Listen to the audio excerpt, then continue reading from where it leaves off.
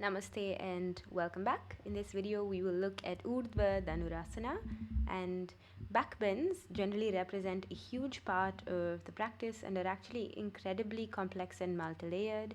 So going really deep into the psychology and spiritual aspects and the psychosomatic connection between backbends and the hearts and so forth will be available later on. But just for now, we're going to zoom in on the real basics of the posture. So after you jump forward with the legs straight, you're going to walk the heels in and really make sure that the hands are behind the shoulder blades as if you're walking them right underneath your shoulder blades. Make sure that the legs are firmly rooted. Draw the belly in and lift up in one smooth movement. And what you can do here is rotate the thighs towards each other and push and take the chest back towards the back wall. Now the idea here is to keep pushing with the upper chest, the upper back, all towards the back wall while creating some nice space in the lower back.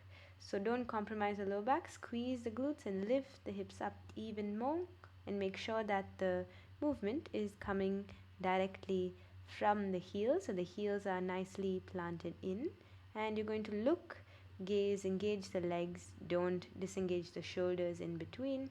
Really make sure that your gaze is fixed, your legs are steady, and as if you were squeezing a block between your legs, and you're stable in this posture before you go deeper or try a deeper variation. Gently come back. You can bring the top of the head down as you release, and then slowly release the whole of your head, bringing your hands down back into that starting position. Awesome. Now let's take a quick look at the variations.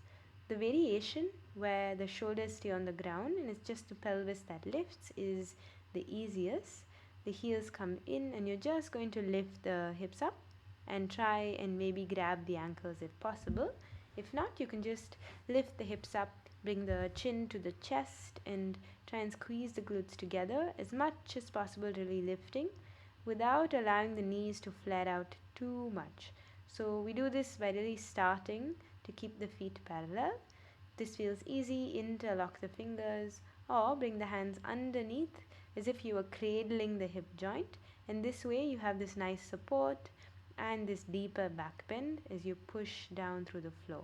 Now you can walk your elbows in if this feels comfortable, but the idea is to remain rooted in the state of the asana, and you can release, exhale, come down, relax the hands.